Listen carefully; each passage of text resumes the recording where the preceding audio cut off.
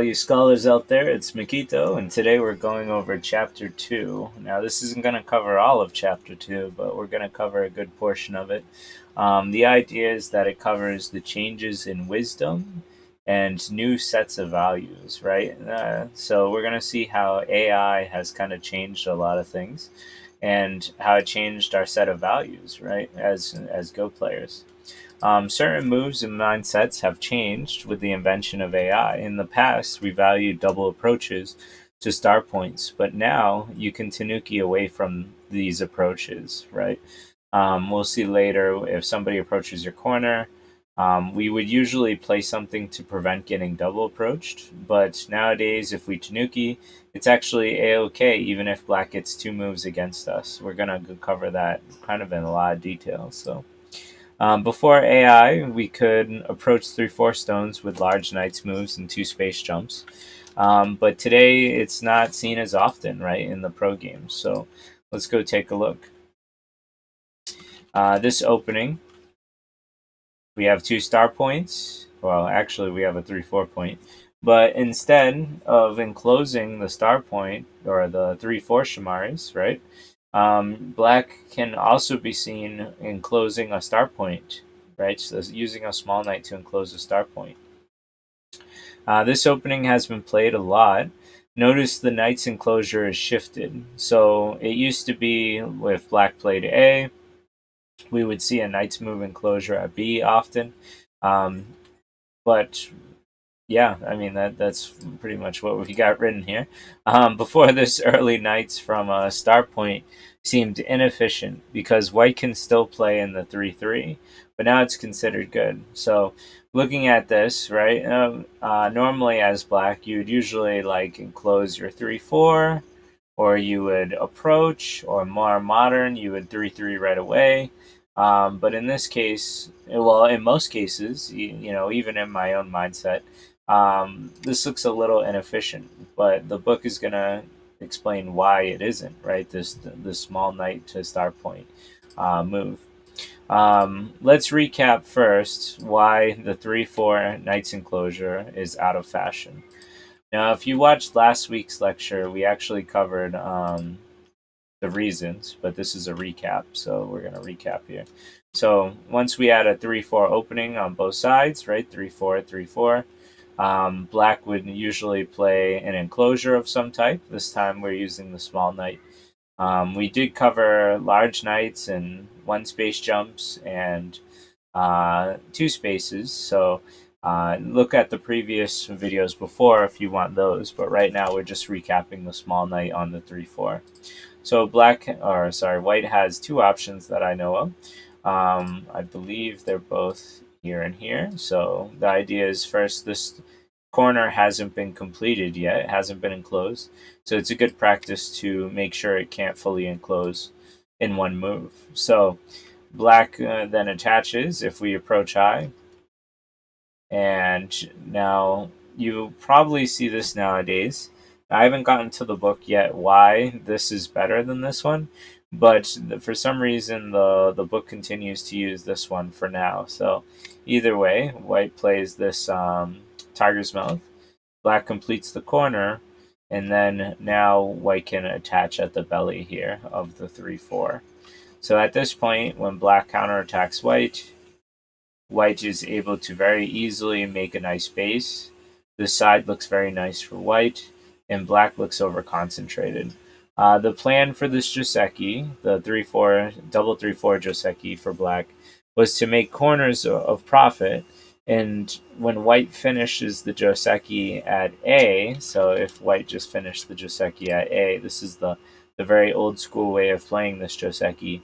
It was too good for black to play here, this checking extension. This idea that white has this big weakness now, and black is making lots of points very quickly, this was considered very good. But because of that, we shifted this move to this attachment. So sorry to get on a tangent there, but let's just get back to the script. But once 8, the belly attachment, was invented, black became over-concentrated, and white got a better position. So this idea that this small knight isn't really that good on the 3-4 point. The small knight's opening lost popularity among the pros. What if white approaches low? So let's see. So if we play low, and ideally it used to be that, hey, black has a wall here, so black wants to pincer the stone to make as much territory as possible, right? This was considered very good. But when white pushes black down and then hits the weakness of the star point, so we've noticed there's two weaknesses, right? There's the belly, and now there's the shoulder hit. So once I said star point, but understand small knight actually. But once white hits the shoulder hit, the weakness of the small knight, white gets to jump, and so this area will never become a big moyo. So this is considered bad for black. Let's read the script. The AI preferred playing the low approach at 1. So this was interesting, just a little fact that I thought was interesting. Most players I see, including myself, usually do the high approach, which is the first thing we looked at. But in this case, the AI actually prefers the low approach. Here at 1. After black pincers, white keeps black low, and then uses the shoulder hit of 7 to keep black over concentrated and small, aka no big moyos. If black answers the low approach with 3 or 5, then white A, black B, then use the shoulder hit again. So in the book, they usually just use these kind of A-B type things. But since we're making an interactive kind of version of this diagram, we can actually just play it out. So let me see here. Yes, okay. So instead of if black played this pincer, which was pretty normal, if black, let's say, played here or played this move, we can see that after white makes a base, black can then check extend here. But once black does, white can still hit that same weakness, and now you can see this area is not going to become a big moyo anymore. So it's very kind of like over concentrated in a way. This works really well for A as well. So we'll go back to the star point knights move. But this is a recap and showing why the 3-4 small knights move is out of favor to the pros, right? It's just not as popular. It's because it's very easily made into over concentrated or, kind of not worth it, right? At eye level, as amateurs, you guys can play, what you're comfortable with. You can play the old school way, you can play the new school way. This is obviously just a video showing you how the AI changed the pros thinking, right? And so, really interesting stuff in my opinion. But anyway, so this is considered, inefficient. So when we go back, that was why this was invented. This idea of like the start point's a bit higher, and we can still use a knight's enclosure, but it has to be with the start point, right? I mean, it doesn't have to be. You can play what you want, but the idea remains is, we're looking at very high level stuff, right? Um, so let us continue, right? So if white does a high approach, and black does the same thing, and white does the same thing. Well, if white played the regular Joseki, right, 3 spaces and then a jump, black would be able to check extend here, and this is considered good for black. If white uses the high approach of 1, black handles it with a checking extension of 8. The threat of the 3-3 is still present. But if white jumps in, black's outside is going to become stronger and used to attack the right side, right? So we're not too worried if white does jump in here on the 3-3 because we're going to get strength elsewhere and then we can use that strength somewhere else, right? Well, I should say we're going to get strength locally and then we're going to use that power somewhere else. So this is considered good for black. So now when we get to this point, before we would use the belly attachment Tetsuji, right? This was really good for making black over concentrated, but we don't have really a belly to attach to anymore here because black is so high up. So instead, we pull out the submarine move. This is a very common technique to use when black already has a knight's enclosure. If black plays for A to keep the corner, white can poke at the shape, right, break the tiger's mouth, and then build a base. Instead of following Joseki, white moves to 1 here, the submarine technique, and white gets the better of this result. So black should answer at 2, right? So the idea is that the answer is that white got the better result here. So I don't know why I wrote black should answer at 2. That doesn't sound right to me. Oh, right. Black shouldn't answer at 2. That's why it sounded wrong to me. Yes, that's right. So black shouldn't just go for the corner here. So instead, black can then hit on top of the submarine. Let the sub come in, make its territory. You take the outside, and then you get a really nice attack against these stones. Black instead uses 2 to give up the corner. In the process, he gains a strong attack against the marked stones. The high approach did not work, so let's try a low approach, right? This idea of, with white starting at the high approach, no matter what white tries to do, black's either going to get like a checking extension or is going to be able to give up the corner, but then get a really good fight against these.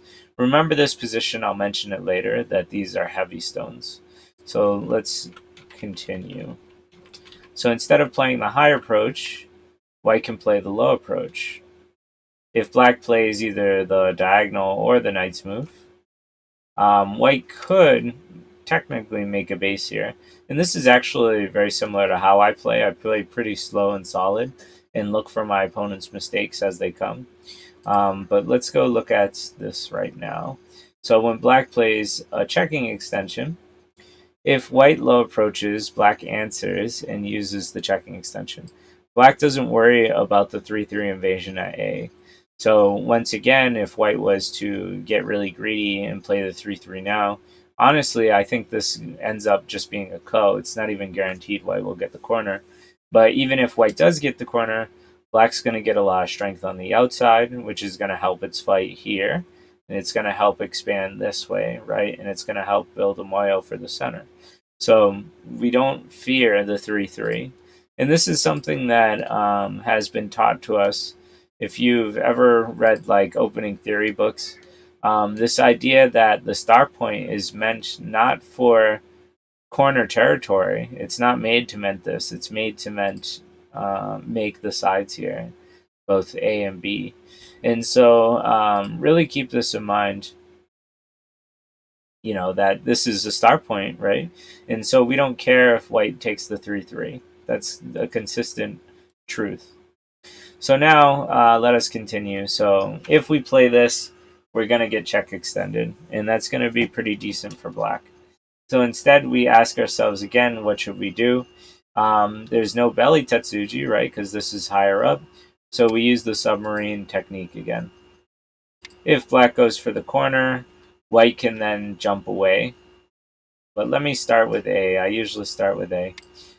So if black tries the same thing it did earlier, white pushes up, breaking the tiger's mouth. Makes sense. Black jumps forward. He stays forward. And then white goes for the corner, right? White lives in the corner. In the previous Joseki, this was considered good for black because white was very heavy here, if you remember what I said to try and remember. And so the attack here was very valuable to attack these 3 stones in the previous diagram that we were looking at. But now, this idea with white tanukiing early, right? White didn't spend the move to make a base. So white tanukied early is very light, right? This idea that this stone is very light. Whether white loses it or black tries to attack it and white escapes, it's the idea that this doesn't really feel that heavy, right? If it was to be killed. Even after black encloses white in the corner, also, this is what the author said, any attack against the marked stone can be dealt with by white. Now, somebody in class asked me, how is that possible? Like, what would you do here if black played this? For me, I was thinking, right, some moves that pop up is like a almost shoulder hit or a attachment on top, maybe an attachment on the bottom, try and like dig into the corner. I think to play lightly in this case, I'd probably sacrifice. So let's say if white played a knight's move, this leaves a cutting point, right? So if black was to, let's say, cut,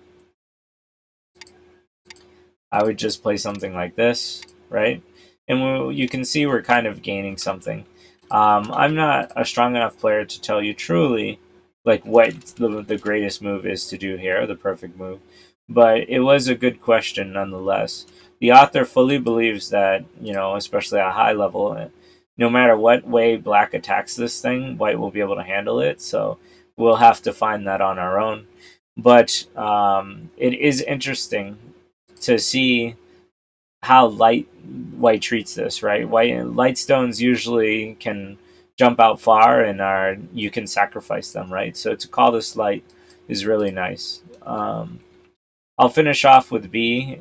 So with B, and once black plays for the corner, white treats this stone lightly and then comes back and kind of creates like a connection between these stones. The mark stone prevents black from making a checking extension at A. So white is happy and black gets a corner. The star point, according to the book, is popular for these reasons. So the small point, the small knight's move with the star point is like pretty popular. Both players seem to get something. I find, and this was my personal injecture here, I find that White's light approach is really interesting. And earlier, with Black's ideals about Morio's was a really good lesson, which honestly I think I missed. So I gotta go find those. Let's go take a look really quickly. I don't think it was here. No. So it should be. It was here. Okay. So I stopped here at the checking extension. Um, so if we go back and let me give this good. I got something out of this, so hopefully you guys will too. But if you remember, after white plays A here, right, to make a base, black then plays the checking extension. There was more to this line than I've mentioned. So if white was to jump up, right, to try and make a living group here, black follows pursuit. If white then plays something down here to make a small knight's move of their own on a star point, black then is able to extend, and white falls back, and then black gets 6. So black focuses not on the corner, right? I did mention this a lot, but more on building the side moyos, right? Black, as the star point, is focusing more on this area and this area to build, not the corner itself. If white invades in the 3-3, or if white invades like somewhere else, for instance, black will lose that immediate area, but will get stronger to make a bigger moyo on either the center or the side or the corner itself. So imagine, if you will, that white plunks its stone down here, and we could see, black would probably answer, and white should be able to live easy. But what will happen is black gets a nice strong wall, and so making the center territory, if black just, like, let's say gets one more knight's move or something here, you could see black could start building very strongly in the center, right? It's this idea that if our opponents invade, they get something, but then we also get something as well. Same here. If white invaded on the 3-3, black will most likely get stronger and seal white in, and then black will make both sides easier. So it's this concept that really stuck with me. I thought this was extremely good advice. This was really important advice to hear from the author. To stop black's checking extension at R11, So this R11 move will go back to the low approach, which is what we covered. So to stop the checking extension here, that's where the submarine move came into play. So I apologize for playing those variations a little out of order. As you guys know, I totally recommend you guys to grab the book. It's called Fuseki Revolution. Um, and so that you can get all the material from the source. And a lot of these, as you can tell, are pretty hard variations. And so I don't expect you to learn them on one viewing of this video. The way to learn it would be to, the way to learn it would be to watch this, play it out on your board, see if you can remember what I said, and then continuously like kind of doing that, right? It's good to read the book, it's good to watch the videos, then it's good to physically put them either on a board, whether it's physical board or a virtual board, right? But it's been helping me a lot too with reading it first, then reading it while placing the pieces down virtually to make these lectures. I think it's been helping me a lot. Still, though, it's going to take a lot of study to get this stuff for me as well. So those are the two takeaways I took from learning this very first part, right? This idea that as a moyo play, right? This is kind of like trying to build a moyo than anything. We don't care about the 3-3, and we just focus on making territory on the side. And whenever white does invade, we invite it, we welcome it, because we'll get stronger and then plan to make points on the other side, right? So really cool concepts to learn.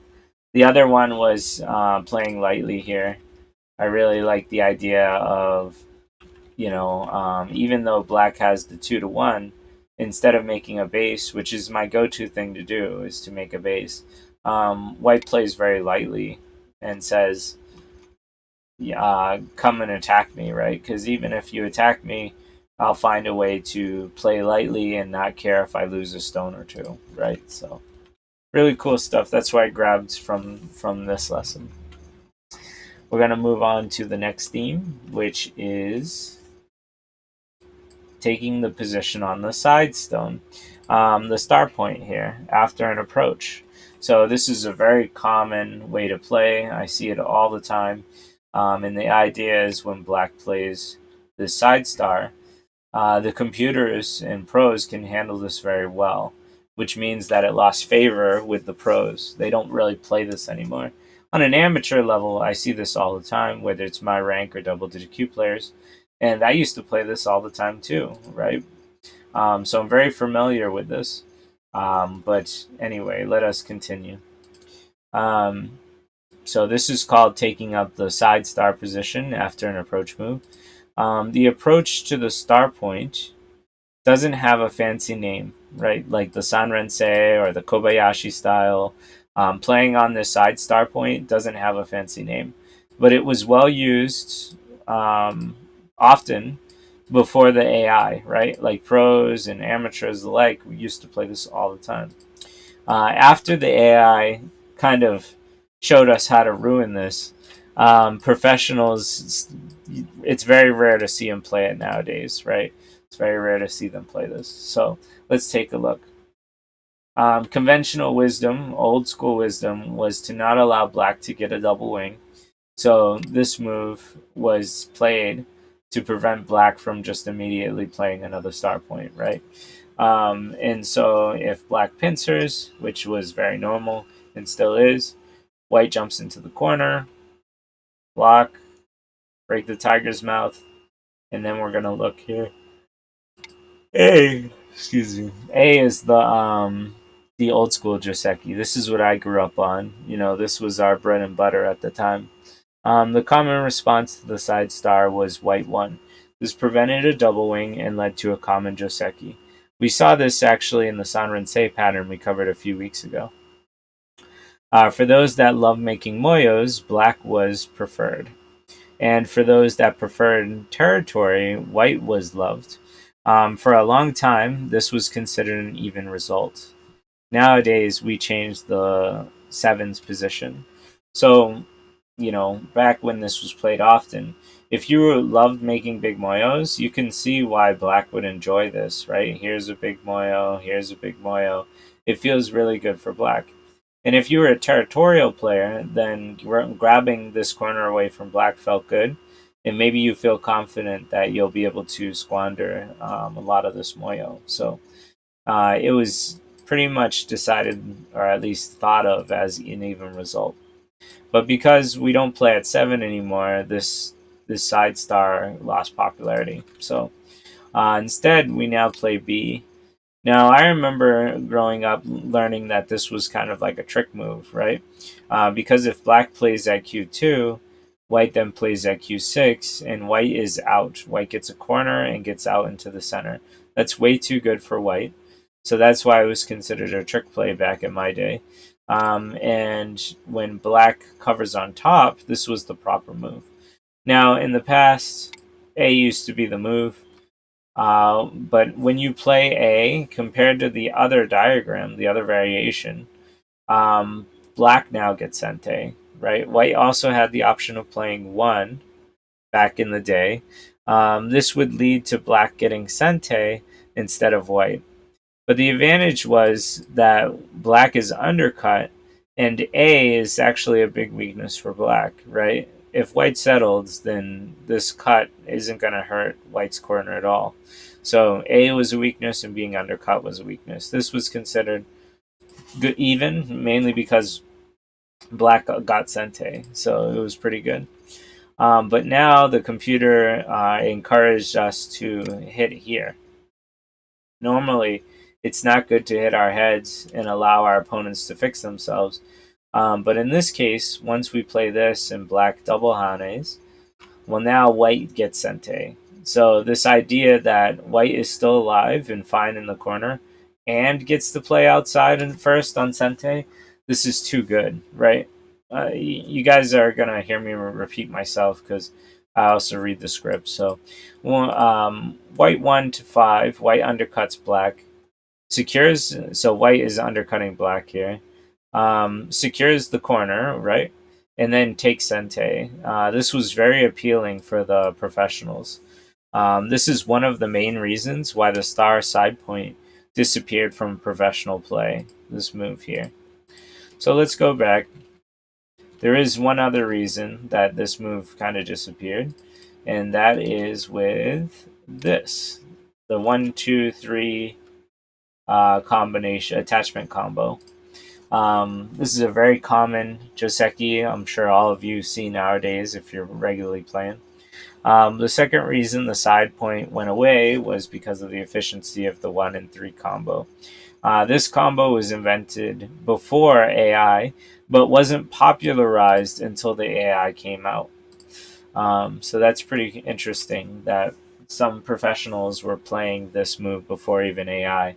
But once the AI proved it was great, then it became the normal. So white Ataris, black fixes, white has a weakness, so white fixes, black has a weakness, so black fixes.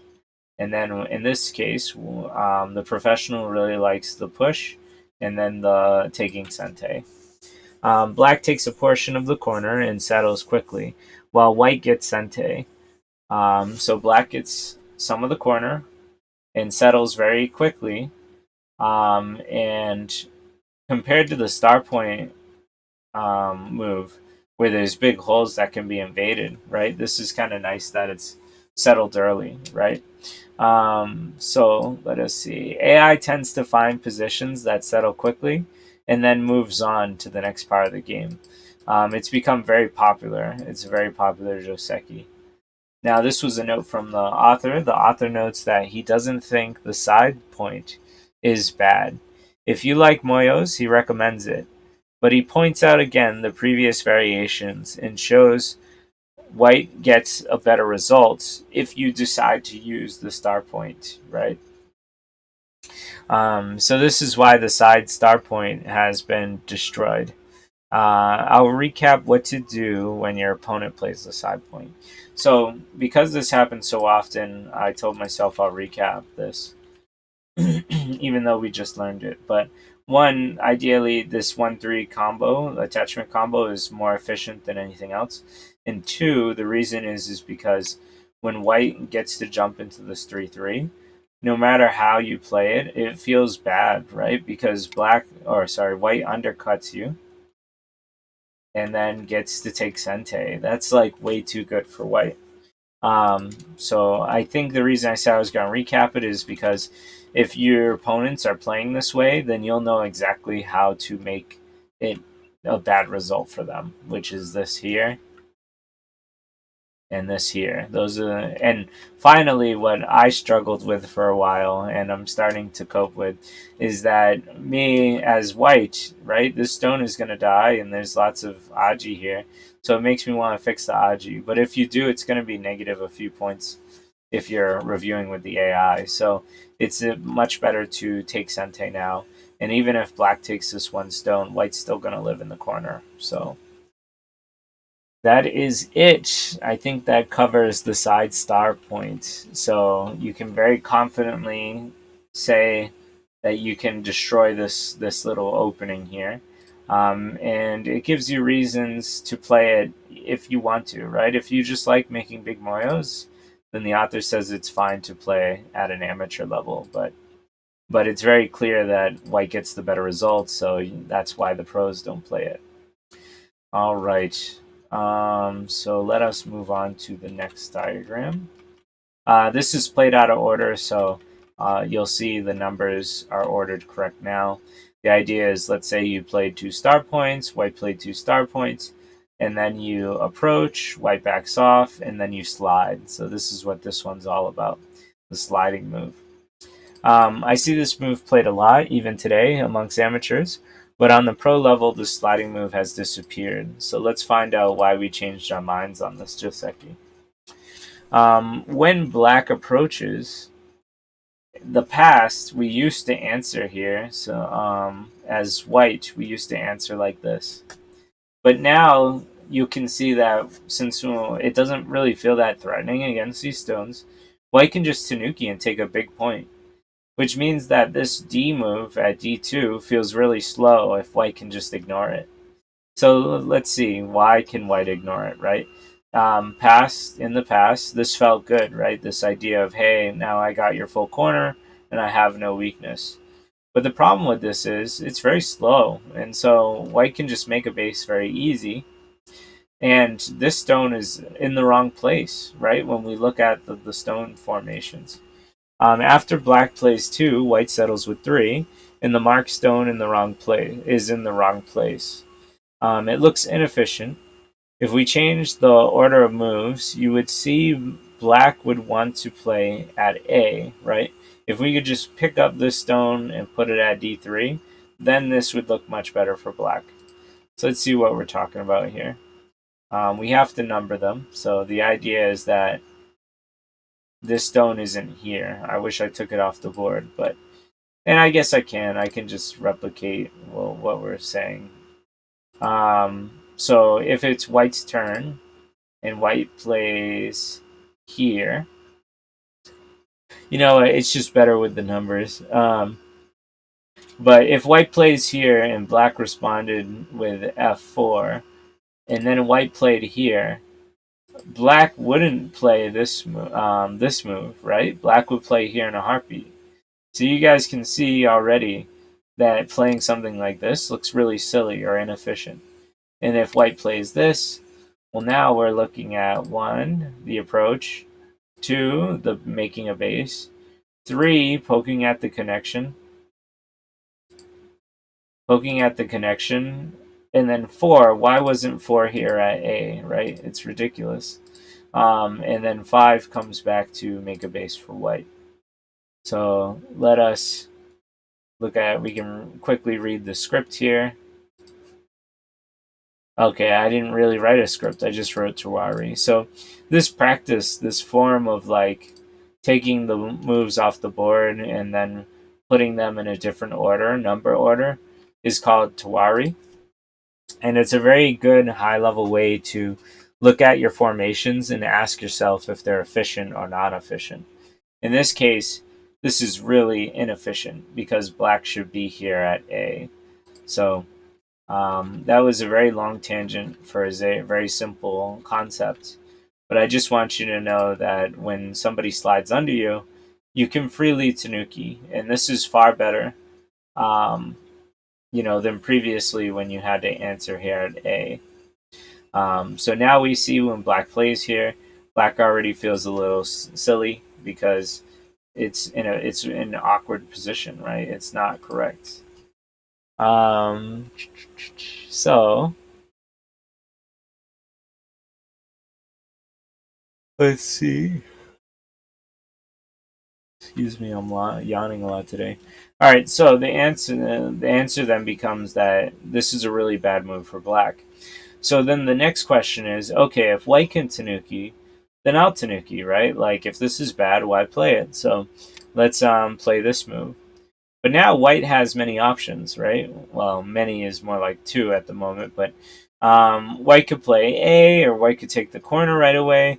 And so white, let's look at both. If white takes A and black answers, well, now if white plays 4, this really nice one space approach, black kind of feels like it's in trouble, right? If playing A is too slow,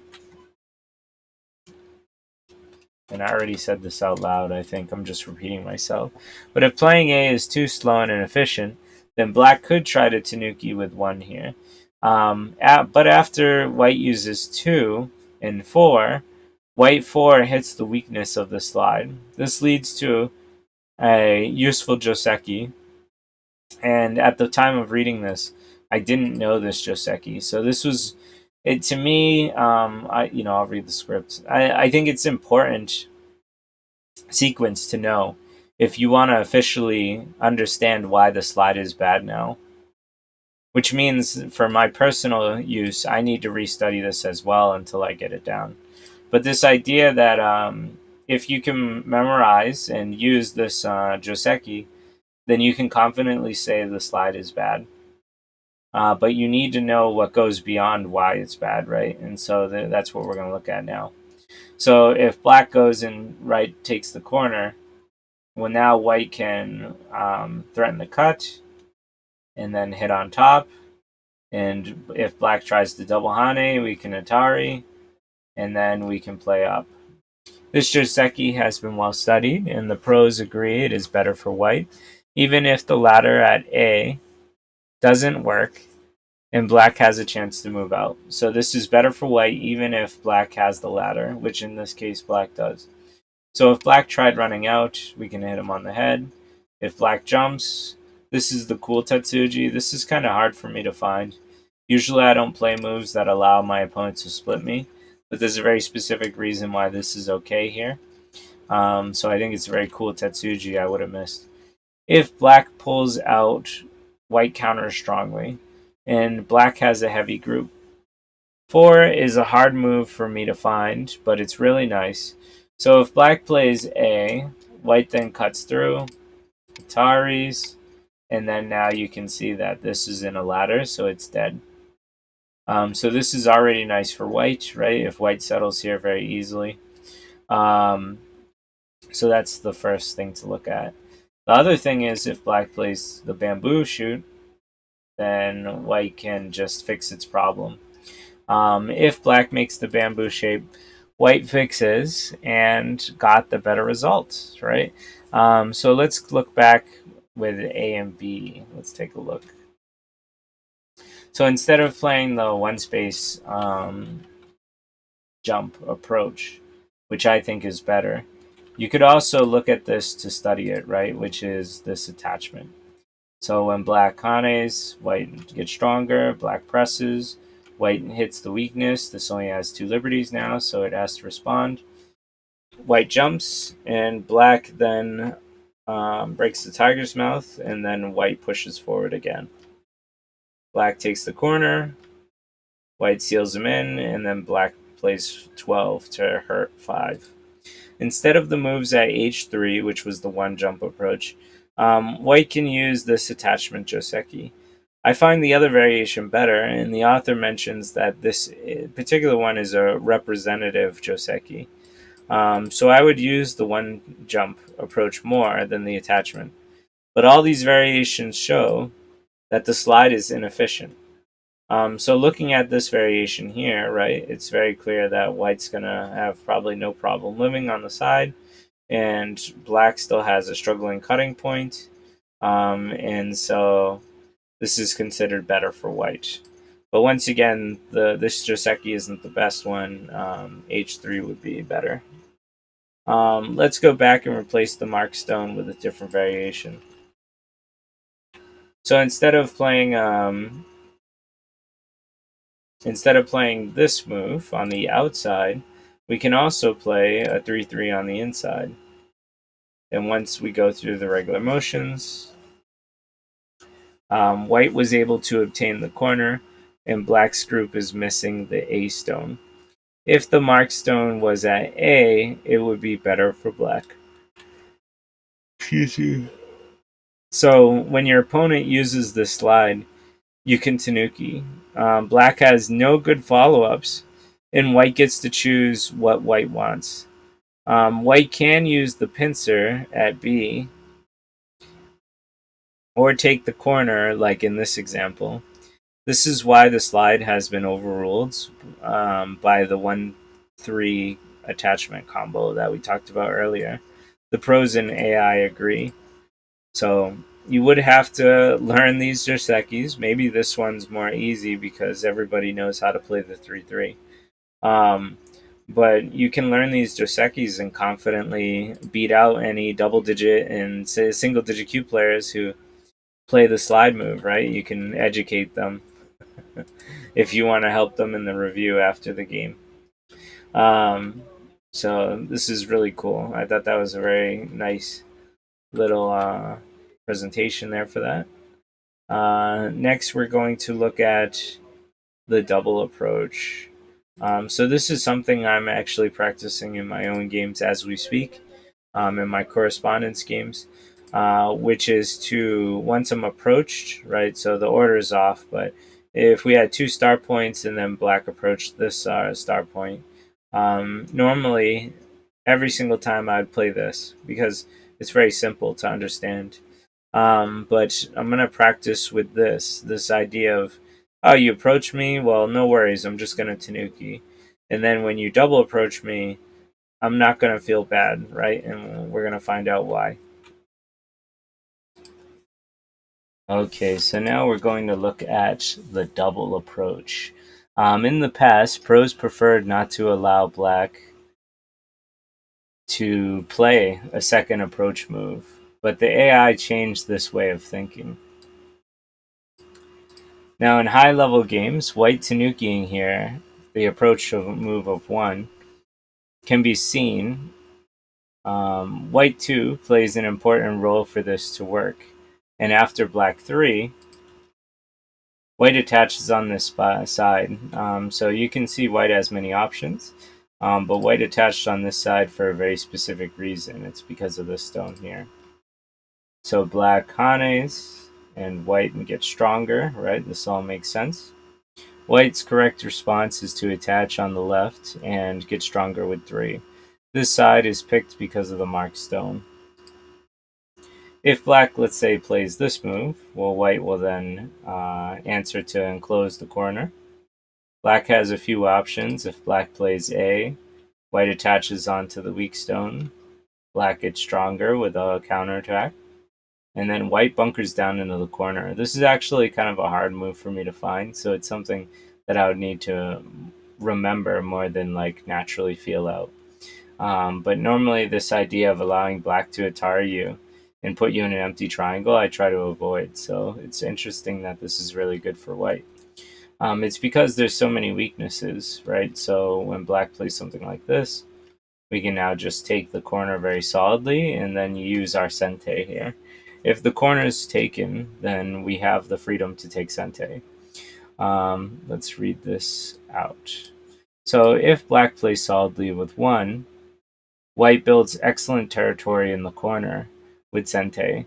Allowing the Atari at 6 was really strange to me, right? Playing 6 and then getting Atari'd here. But by the end, with the move 10 and 12, you can see that white's territory is extremely solid, and black's thickness has a weakness here and here, right? And so And once white plays 12, it neutralizes this thickness quite a bit. So it feels like this is much better for white. Even though, black started with 2 moves against the 1 stone, white got the better results. So this is pretty cool. This is, how AI handles the double approach in this situation. It's really cool. So let's change the move. So instead of playing here, what if black tried to save both sides, right? Black has one side, black has another side. So black tries to save this side. Well, now white plays this move, which once again is just focusing on enclosing the corner. And then white pulls back. Instead, black one tries white tries one, which was an older Joseki. But when the AI invented the move at 2, white settles in the corner, and black is unsettled on both sides. So you can see black, isn't satisfied here yet on either side. They're both don't have a base yet. So white is really happy, and black still needs to put in work. This is unsatisfactory for black when you consider he had 2 moves in the corner. So let's go back to the markstone. So this was the markstone at the time. So instead of playing this slower move, you see this more often. And white has 2 options. Depending on your style, I think, you'll either prefer one or the other. But both are really interesting. So when we play the more common move, black will fix, white fixes. Black will then, in this case, chooses to save both sides, similar to last time. And then with this move, it's very subtle. I like this move a lot. I'm not sure if I would find this move. So, and it's very simple, right? And the reason it's good is we'll explain it, but it's just interesting to me how simple this is, but how good it is. So once black makes a base, well, now you can follow up with 8. And so this 6-8 combo is good. And the idea is that even if black was to, let's say, decide that this side was more important, well, now you can follow up with this move. And once again, this move here at 6 is really, really versatile. It's very important. It keeps pressure on both sides. So I really found this move to be kind of the star move, in my opinion. Now, if black, let's read the script. So black 1 is a common Joseki now. Instead of pushing solidly, jumping here. White protects some of the corner. If black tries to live on both sides with 5, and so with 5, and then white 6. White 6 is the key. 6 keeps pressure on both sides, and when black tries to save one side, white attacks the other. If black chooses 8 here, so if black plays here, we saw white should play this. If black plays here at 7, then we can play this. So white has a really good counterattack on either side. This is not bad for black, keep that in mind. And it's not bad for white. But if you consider that, white was 1 stone and black got 2 stones here, considering that's an even result, that's pretty good for white, in my opinion. So black had the starting advantage, and white managed it pretty well, right? So let's go back to 2, which the second move is this one. So when we come back here, white can also choose to play this move. This cross-cut fight is better for white because of one reason, right? This mark stone here. This was the reason we played this at the beginning. Maybe I didn't explain it well enough, but the idea is when black approached here, and yeah, I should have mentioned this to you guys. So when black approaches here at f3, most players will play 2 here, right? Like even myself, it's kind of like my go-to move because it's much more simpler to block the double approach.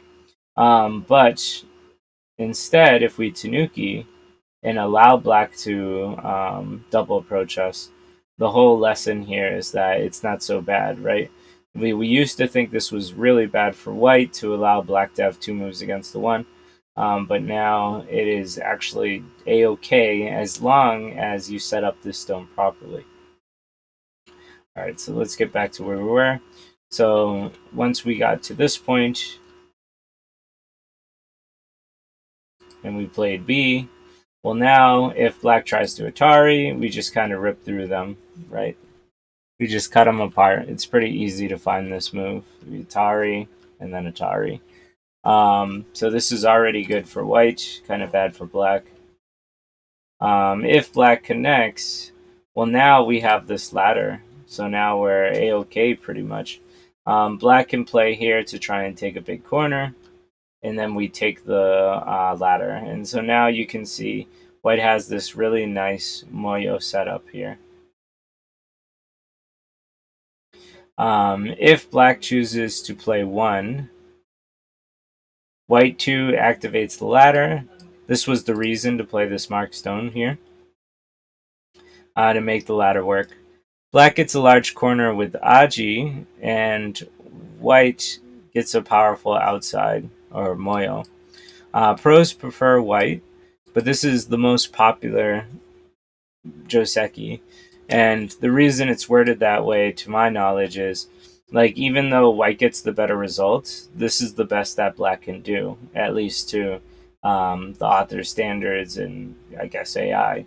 So, you know, pros prefer white, but this is the most popular Joseki because it doesn't look like black has any better options. This variation is better than the previous one. So, you know, in my opinion, when white played here at c3, this works better out because of the ladder works here. Let's explore black's Aji. So the idea is, even though black got a very large looking corner, if black doesn't secure it, which would be very slow also to like take time to secure this, if black just tanukis, well, now this move kind of destroys this. If black Ataris, you can then Atari here. Oops. Let me see here. Yeah, this is right. We Atari here, and then black takes, and then white comes down. And so once again, white has ripped through black, right? Which is good. If you're separating your opponents, if you're breaking their shape, then you are doing a good job. So this was good. So whether black Atari is on either side, you can rip through the shape. If black protects that, right? Well, now white can Atari, black takes, and then white plays this. And if you guys don't know, this is called the tripod group. It's alive in the corner. So even if black plays here, white finishes it with this. If black Ataris this side, white can live in the corner. Black has a weakness, or Aji, at c3. And so the case can be made that this Joseki is better for white than black. So you can see that black has to work for its big corner still, and it feels very slow to even play something here. So normally black would like Tanuki, but if black does, well then white can just rip this apart. So if it's very interesting how good this setup actually is.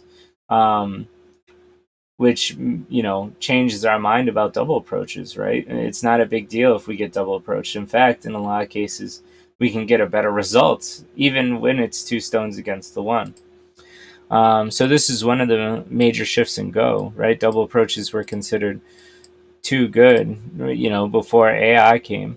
But now it's not so bad, right? You can Tanuki and allow double approaches. The author does state it's not bad to answer the approach either. So preventing the double approach definitely goes back into the old school way of thinking. So considering this, answering this is not a bad idea either, right? This is not bad at all.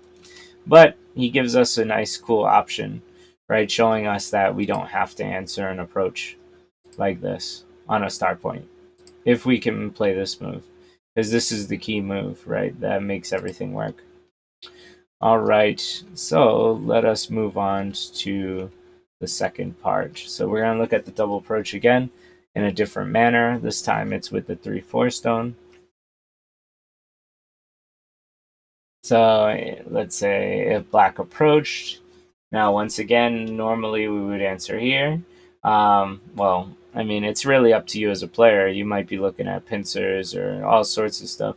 But normally when somebody approaches, at least for me, my normal response is to defend against the double approach. But in this case, we ignore that in Tanuki, and then we get double approached. And so now we're going to talk about this. First, let's look at the diagonal. This is something that I think comes naturally to most players when they start the game. When I see players playing handicap games, they play this move all the time, right? And so let's talk about it, right? The double approach move part two. This position is a little different than last time. First, let's discuss why the diagonal has lost popularity. The idea is when black goes into the corner and white tries its best move, right? It's this idea of like trying to use the diagonal to get a better position on the outside. Black then just takes the opposite side, right? This side. So white says, I want this. Black comes over here and takes this. White gets to push down against black, and black pushes back, right? Trying to counter, open up this cutting point. Once black comes here to reconnect with its group, white has to fix its cutting point, and then black gets to come over here. So when white plays one, the question becomes, what will white get, right? This idea that it lacks substance. Black gains an easy profit in the corner. Like, this is not too bad of a profit. And take Sente, right? So both you get the corner and Sente. That usually means something good happened for you. This Joseki is outdated, and the majority of pros agree this is better for black. Black develops very quickly.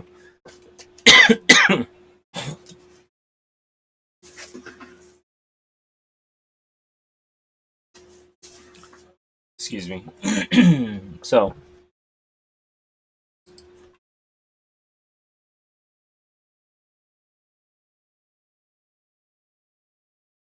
looking at this board, black is undercutting white, right? And so black is out.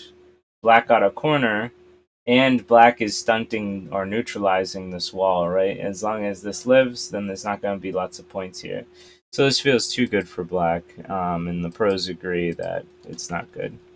So we should erase the diagonal from your tool set if you're still using this, like in handicap games and stuff. So now let's see B. If black Hanes, we have a few options.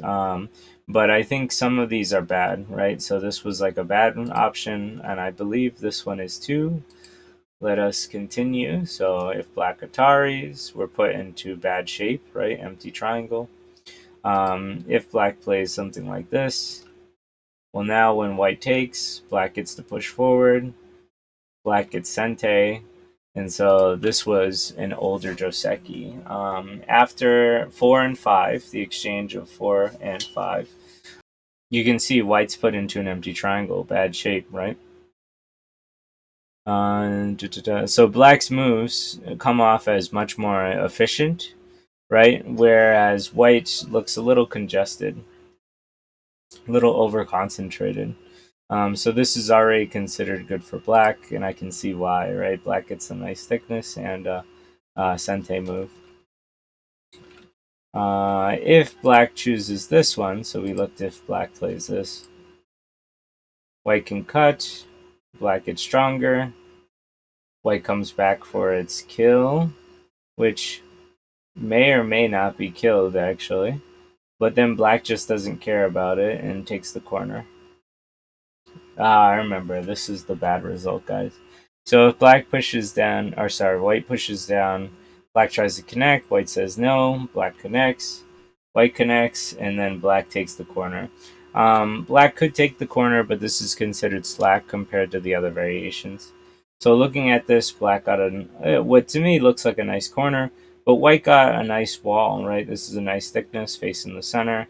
It looks a lot stronger, and so this could be good for white. So in this case, if white chooses this, you want to go for this side, not this side. If white answers normally, right, this is a little abnormal to me. This one makes a lot more sense. Black plays the move we were just looking at before in the last variations. We get stronger, white gets stronger. This Joseki has become popular. Go-to. It's a go-to popular Joseki. And we can see why. The diagonal move has gone out of fashion from the previous variations. Another reason that the diagonal went away was because white can tanuki even after the double approach.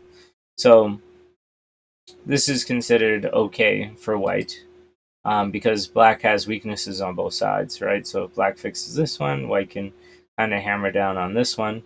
And if black fixes this one, then white can play something like this to kind of squeeze in black as well. But what's the most fascinating out of all these options is even after this, so after this exchange and a double approach, white can still tanuki, which is crazy to me, right? Like, I would think that you would need like one of these moves in order to feel comfortable, but instead, white can actually just leave the star point alone. The star point is so versatile. If black plays something like this, when I was growing up, this was considered bad for white, right? Previously, allowing black 2 was considered bad. But tanukiing here at 1 and taking a big point, and allowing black to seal you in is considered fine nowadays. So when white, once black has played 3 moves against white, white even takes another tanuki move on the outside, right? And now this corner looks fairly like white's, right? This looks like it's a hard position for black. If black tanukis, then white can kick and then play under. And then if black plays, blocks from the outside, we make more room, right? And then black hits from the outside, and we make eye shape. White 1 tanukis and takes a large corner. Black takes a big move at 2, and white in through 9 lives. So, 1, once again, there was 3 moves against the 1 stone. White didn't panic and took its outside advantage. And then when black decided to tanuki, that's when white just settles, right? So white can live inside here, which is pretty crazy. Even after black spent 3 moves, white can live inside. It's hard to argue with AI that this is fine. Also, black's wall has some holes, right? So it's not a perfect thickness. So looking at this, right, there's a weakness here, there's weakness here and here. And so this thickness isn't perfected. So, if you have weaknesses, then how can, it's usually not called a thickness. So, so yeah, this was really interesting to see. And what's even more interesting is even if black uses 4 moves against white, white is not going to miraculously live, but white can use it very usefully. So let's take a look. So if white increases the sacrifice, right, this idea that white's going to die, but we can add another stone to it so it takes more time to kill it. Also, when black connects, it gives this move. So these moves work really nice with each other. They can connect if black doesn't block, but so black does. White stands up, and you can already see, if black spends 4 moves to attack the white stone, white can, increase the sacrifice and use the Aji to make a good checking extension at 4 and 6. Black looks very inefficient, and white can be happy. It's very clear white can ignore the double approach here. So once again, that's us trying to learn what has changed from before AI to what AI has taught us, right? And this idea that we can just leave this alone is pretty crazy to me. That we can just say, you can double approach. You know what? You can even triple approach, and we'll still be fine, right? It's very interesting. Did we cover B? I don't think we covered B, so let's take a look at B. I also feel like, yeah, we should cover C first, I think, so that this is done. So we looked at this move, right, and we saw white use the Aji, and it came out really good. Well, what if black plays this move instead? Well, now, if black slides with 1, there is still Aji. If white gets to play A, B becomes open to Aji. So let's go back to the Mark Stone move. Okay, so looking at this, white will have to get a move here, but Aji opens up after B. So I guess this is the better move to enclose white. But at the same time, it feels incredibly bad or slow to play this many moves to like capture a small area. So over concentrated for sure. Which means that if it's over concentrated, that technically these are bad moves, which mean that white is a-okay when it gets double approached, right? This is really cool. All right, so finally we'll look at this one. So instead of playing on the top, we can play under. White just leaves it alone as is. So the idea is that even if black plays the 3-3 to take the corner, it would be slow to finalize the corner with a move like A or B, right?